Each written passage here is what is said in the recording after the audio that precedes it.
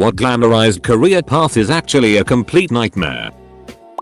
The video game industry. A lot of kids and teens want in it so bad because I grew up playing games blah blah blah, they take me to another world blah blah blah. Then you become an adult and learn that it's all math and physics, and making a video game has nothing to do with what you experienced growing up.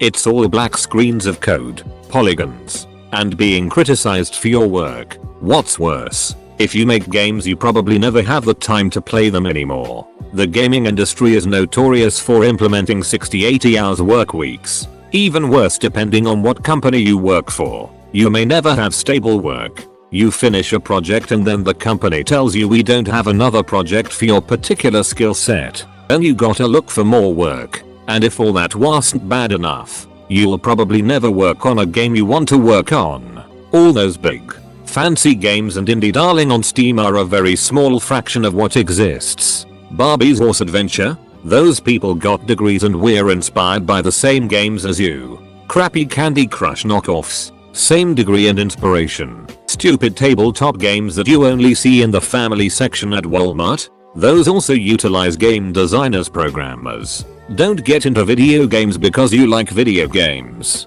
Get into video games because you're passionate about math and science. Modeling. Too competitive and not enough food. Chef. Long hours. Itty environment. Nothing is ever good enough. My so is an attorney and isn't loving life right now. She says, you know how you did term papers in college? Well, I do term papers every day. All day. Endlessly. Veterinarian. Insanely competitive schooling that crippled you with debt. With a depressing debt income ratio after graduation. Most of your patients don't like you. And most of the owners think you're getting rich upselling them unnecessary services when their dog's exploding eyeball cancer can be cured with raw organic exotic meat CBD coconut oil. But you're withholding that information because you're in bed with big kibble, high stress, stagnant wages, long hours, holiday leave, rampant depression, lost count of how many colleagues have committed suicide, sometimes tempted to join them. Till all career paths appear to be nightmares. Flight attendant. The travel would be amazing, but let's face it, you're a glorified waitress working in a cramped aluminium tube. Edit because I said steel tube and turns out I'm dumb F. Political staffer. Most jobs in politics pay very little money and require you to work 80+ hours a week for a boss who is guaranteed to have a gigantic ego. You also have to look for a new job after every election day.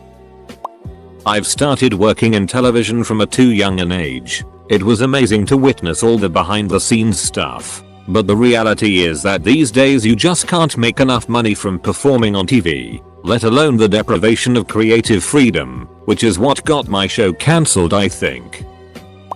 Radio announcer. Like a lot of other jobs in the entertainment industry, it's full-time work for part-time pay. Second jobs are common. Your pizza delivery guy just may be your favorite morning show host. At least, that's how the morning guy at my station made ends meet. Until he was laid off in the last round of cutbacks. Now we're a hybrid station, which is the preferred business model these days. That's a fancy way of saying one person does everything while you run a ton of syndicated programs. 12 hours days of minimum wage. Most career paths, glamorized or not, can be a nightmare if you have a hitlord for a boss. Listen up, kids. Any job that seems glamorized has more than likely resulted in an oversupply of people wanting to do that work, while demand has not increased, thus bringing the compensation down for that line of work.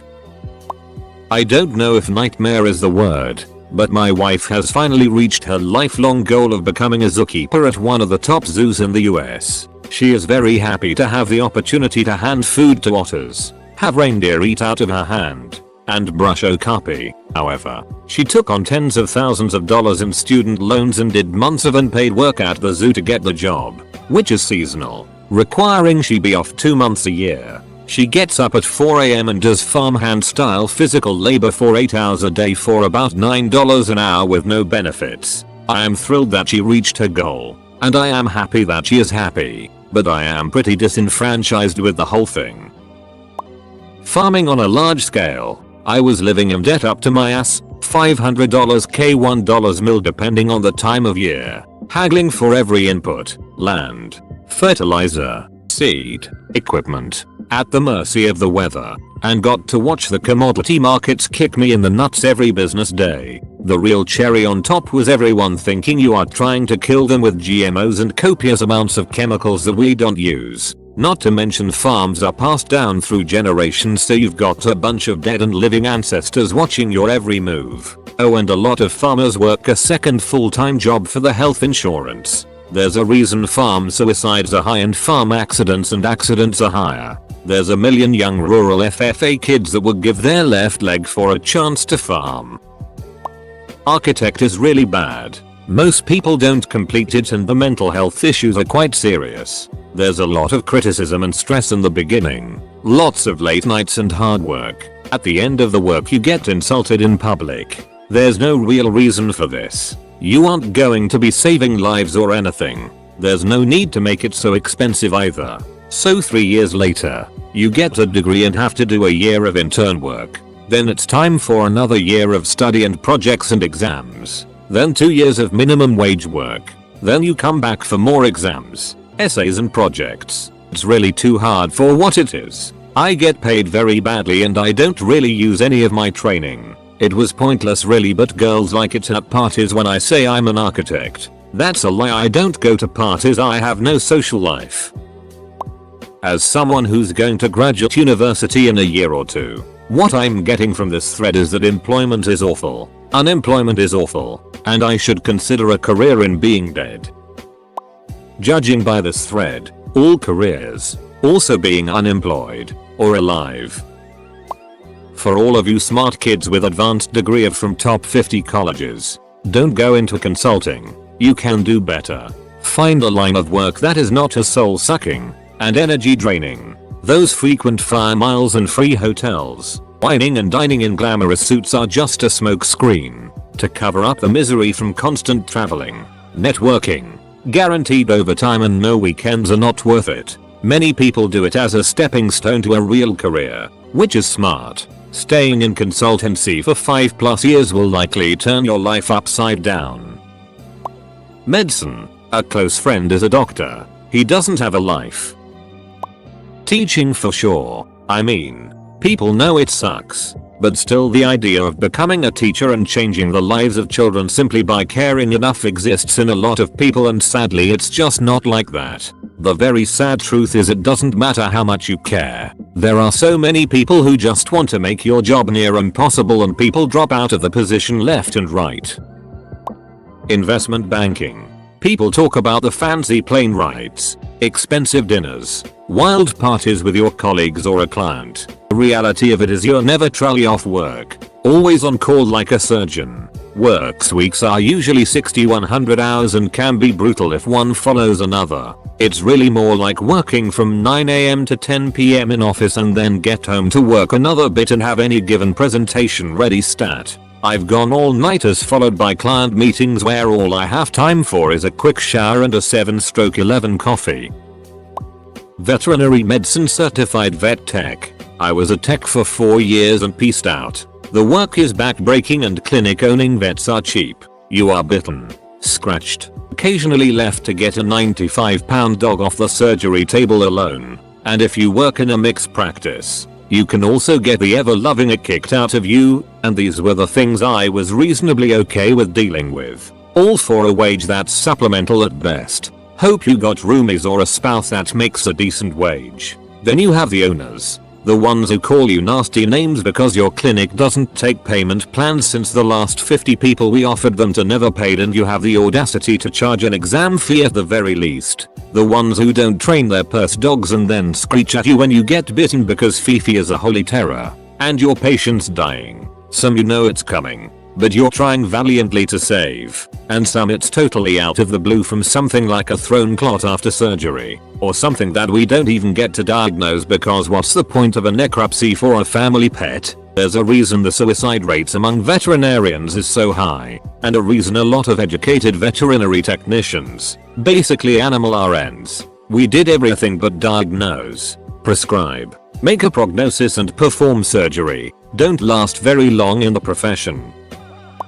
Film crew. Yes, you sometimes meet famous people. Sometimes they're cool, often they're really not. The days are 14+ hours of work with a commute of who knows how long on either end. Depending where you're shooting, you have half an hour for lunch. Coffee breaks are whenever you're not needed on set. So depending on your job, I was in camera, and we rarely had a down moment. It could be almost never. More often than not, someone on set is yelling. People lose their minds over making really itty entertainment. You start work by 7 AM on Monday, and by Friday you're coming in at 4 PM and leaving when the sun comes up on Saturday. There are no paid holidays, no paid sick days, no paid vacation. If you don't work enough qualifying hours, the union kicks your healthcare, and this is if you're in a union. Non-union, much worse. Sexual harassment is through the roof, but the kids who get it the worst are afraid to say anything or they'll lose their jobs. I have been told some real horror stories about famous actors, some of whom I still haven't seen get outed by the Me Too movement. And I'm not talking word of mouth, second-hand stories. I'm talking about young women who whisper to each other what shows to avoid and make them swear to never use their name because if they want to work in this industry, they can't be known as a troublemaker. I watched so many co-workers fall into addictions, lose family, miss their children's lives, over the dumbest TV shows in the world. If you go union, the money can be good, but it's not worth it. It's just not worth it.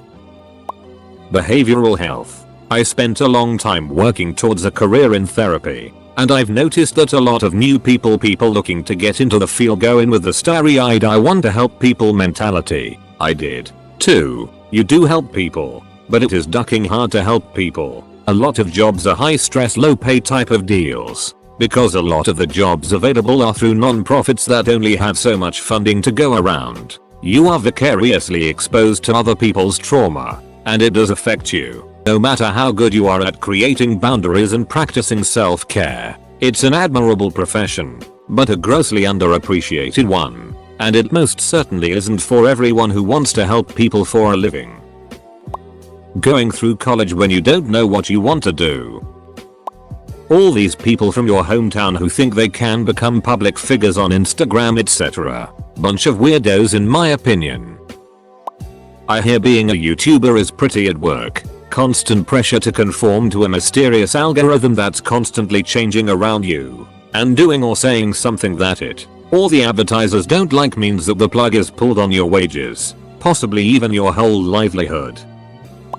Law enforcement. I went into it with the naive belief I would be making a difference. I wanted to protect people and make my community safer. Instead, I got to see the worst humanity has to offer day in and day out. Let's see if I can list all the negatives. Most departments are filled with arrogant assholes with inflated egos that love to condescend to other officers or the public when they themselves can barely read. Many officers have severe anger issues and love to take it out on the public. Never saw it happen physically but verbally or by issuing every ticket possible. Try to suggest changes to bring about better relations with the public. Prepare to be ostracized and bullied till you toe the line. The overall level of incompetence is staggering, with some officers barely knowledgeable of the firearms they carry every day. Your view of the public and people in general becomes very dark. The amount of EDPs, emotionally disturbed persons, druggies and alcoholics you deal with each day is ridiculous and you start to wonder how society hasn't collapsed. You arrest a violent offender just to see them quickly released over and over. What's worse is how many times an abuse victim files a complaint because you arrested their love despite almost being killed. Very few people are actually grateful when you cut them a break. They do take it as a sign of weakness and try to push the envelope. This is an often overlooked reason why some officers become assholes. You try to help people out and they spit in your face, sometimes literally. This gradually tears you down until you can barely recognize what you are becoming. The uniform is a target. You can be the nicest, most patient officer in the world, but to many the uniform means you are the enemy. You'll get cursed at, attacked and have your private life laid bare. Low pay not even remotely commensurate with what you have to deal with. There is so much more, but I was lucky enough to get out and change careers before it all really got to me. Engineer. I learned all this ducking math and still haven't driven a single train. I like all the pushes to get people into STEM fields, specifically science. They do all those demonstrations that make smoke or foam appear and make color changes. They are like, look, science is funsies. When in reality it's the most grueling, repetitive, high stress, miserable work you can get, plus countless industries just contract out the positions so you aren't even guaranteed benefits, plus any business is first and foremost a business, so you have to spend countless hours in boardroom meetings explaining science and why things won't work to people who think the disk drive on their computer is a drink holder. A lot of the problems detailed on this sub are actually due to America's toxic workaholic culture that lets companies force 50-60 hours work weeks on their employees with no paid or parental leave. Ballet dancer. Parents spend tens of thousands, or more, on training. They give up their entire teen years and schooling. Most elite ballet dancers are homeschooled and a large percentage move away from home for training in high school. Most dancers you see on stage in a ballet are paying to be there. The bottom rungs of ballet companies are paid to play. Then when you have paid to dance a few years, you might be able to get a position that pays you with a dozen pairs of pointe shoes and a stipend for performances. Then maybe you'll be promoted to the bottom level where you get paid $20,000 a year and have no health insurance. All while putting your body through major torture. I'm a professional, full-time voice actor. I'm blessed to be successful and happy, but about 99% of the voice actors I know are depressed most of the time, struggling hard to find work, wrestling with imposter syndrome, questioning if they should give up, and barely able to make rent, particularly video game animation actors. Edit. Really, this is true for most every creative freelancing career. This is just about the most depressing thread I've ever come across. Foreign Service Officer. You are paid to live in a foreign country and meet interesting people. You get to travel. You are paid tax-free allowances. You also have to defend all government policies and practices to foreigners while keeping a straight face, even the ones you disagree with or are totally inane. You have to politely and respectfully deal with foreigners you know are lying to you, trying to rip you off, corrupt, criminal, or just generally horrible. This includes foreign officials, visa applicants, business people, and others. The ambassador acts like he's the king of the world and expects you to kiss ass, when in fact he's nothing special. Administrative regs mean allowances don't always cover genuine expenses. In most countries, locals think they can rip you off and charge you 10 times the price because you're a dip.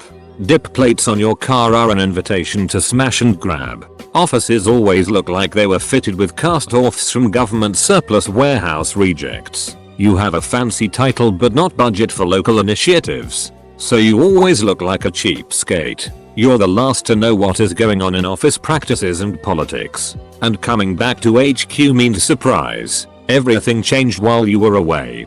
Genuine promotions few and far between, which means competition hinges on ass kissing, unrealistic job appraisals, and cutthroat competition with sociopaths. Postings seem to be assigned in order to make everybody miserable, with the good gigs going to people the posting officer wants to kiss up to. And when you come back to HQ, you realize it's even worse there. Veterinarians. I am not one, but I worked as tech support for a couple of years in one. And here is the cycle they go through. Young shiny person loves animals, wants to work with them, gets appropriate degrees and a load of student debt. Hit industry and learn that the industry is swamped. All those roles which involve you queuing at cute pets and surgeries in cities for well-paid and caring owners are occupied by the previous generation of vets who have no intention of moving anytime soon. The one place there are vacancies, large animal practices in the rural areas. No emotional attachment to the animals at all. Grumpy farmers as owners who want to spend the least amount of money possible to keep costs low. You'll end up working unpaid overtime or doing favors on the side. When you factor these extra hours in, you realize your salary comes out to less than minimum wage. Work becomes a never-ending badly paid hellscape.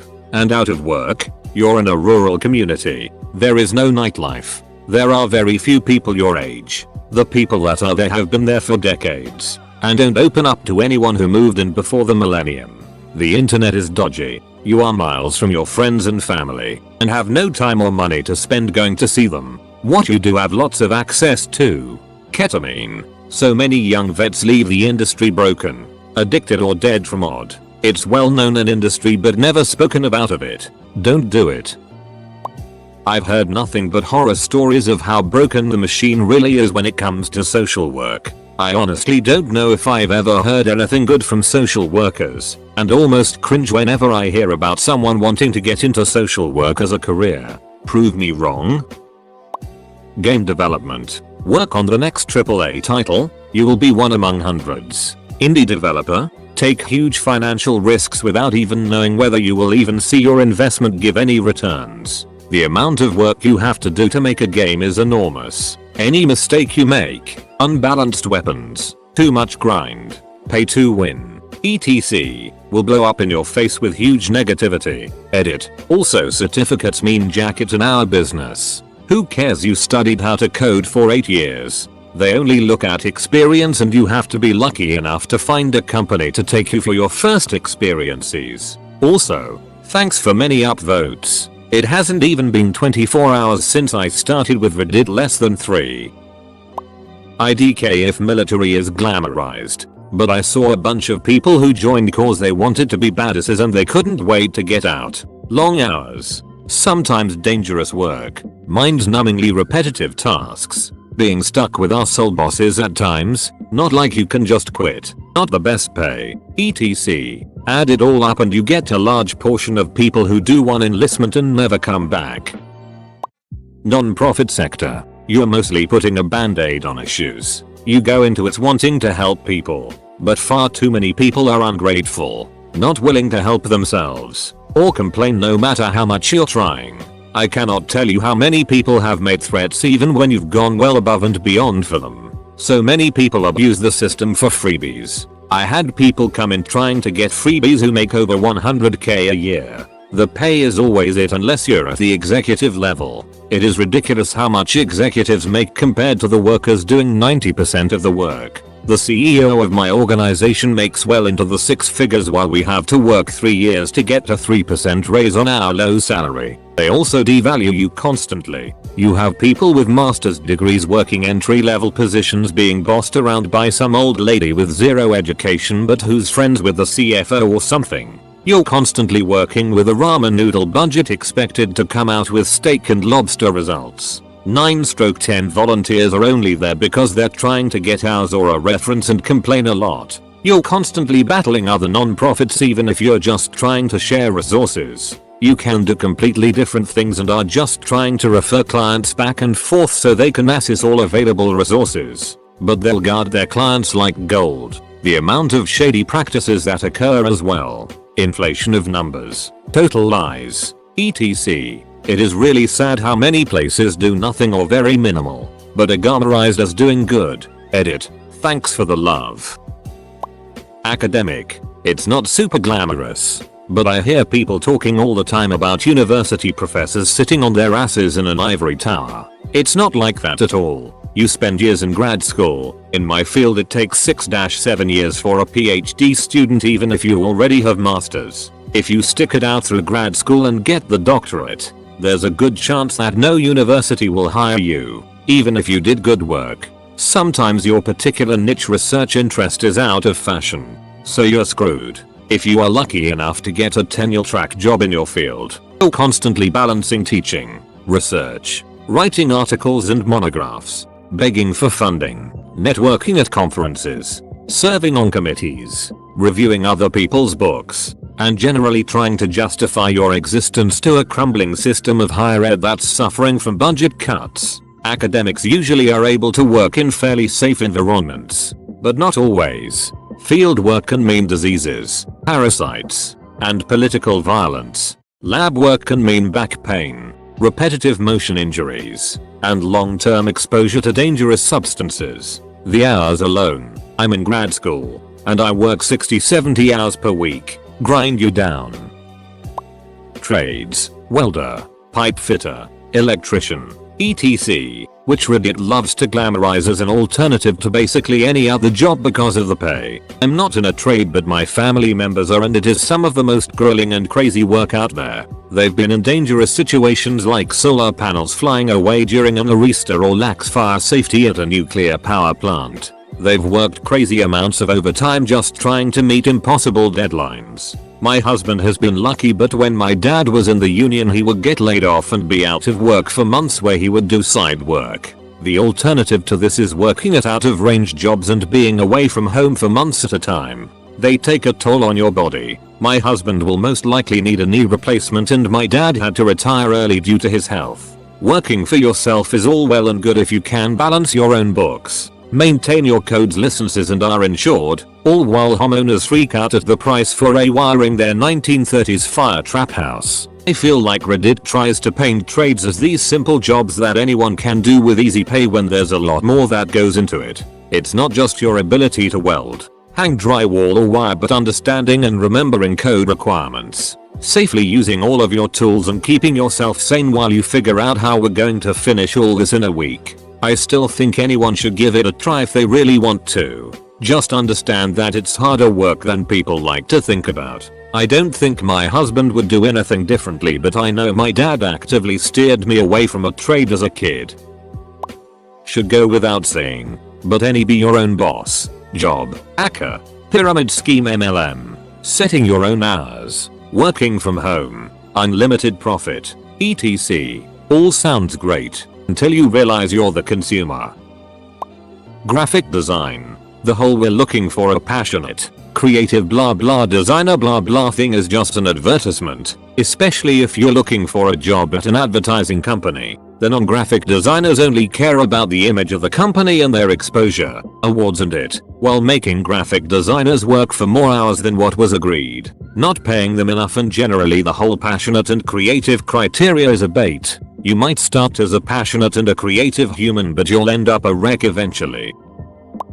Being an artist. People think it's just fun drawing time in art class, but it is so stressful, especially if it's a job you do. When I get commissions I spend hours just thinking of the idea. I start sketching it. Person. Usually a non-artist. Artists are usually more gentle about it or don't mind. Says it's not how they wanted it. Redo the sketch. Hopefully it's okay now. Do the 2-hour line art. They say, oh, this is wrong. This is too big. WTF is that? etc. After spending another 1-2 hours fixing it, you color it in. There's usually no problem with that unless it's an artist with a color palette you're not used to. When you're done you send them to picture and hopefully they paid you while you were drawing, because there's a lot of people who just make excuses. Also, if you're a small artist, you probably undercharged that commission. That drawing you slaved over for 5 days. The person was only willing to $15 and you'll take anything because everyone loves to ask for free stuff. Pro wrestling. Like a small chance of making not only WWE but any other company in general, and injuries and travel. Some people are forced to retire young. Even if you've never been in the independent scene, WWE has an infamous schedule and travel time. I am the official photographer at a famous beauty pageant and it's not as glamorized as it looks. To start off, the girls barely sleep. You can always see them worn out and wearing eye bag patches at rehearsals. At the photoshoots I'm always a hot mess. I sweat. I get dirty because I have to drag around Ella in the floor. I run here and there. And on finals night it's a complete chaos. People running around.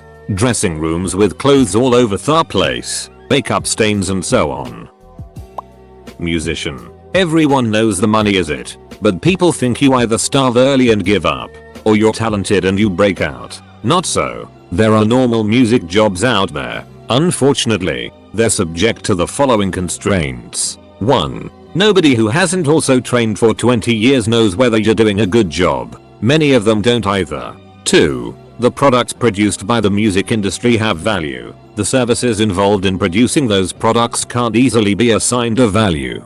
As a result, you have no leverage in pay negotiations. 3. Everyone ignores wage laws, and nobody is interested in enforcing them. The government never enforces them. There is only effective unionism in the US and UK, whereas, for example, in Australia, musicians are represented by the same union which represents actors and journalists, which laughs at the idea of giving a writ about musicians. 4. This includes things like state and federal minimum wage overall. not just the sector minimum. It's not uncommon to be making approximately $5 an hour to be working your ass off constantly without breaks. 5. You'll eventually be able to find work that pays above minimum wage. It will have nowhere near full-time hours. 6. You will do as many unpaid hours as you do paid hours. Minimum. Sometimes you will do 2x as many. I'm 14 and you guys destroyed 94.7% of my hopes.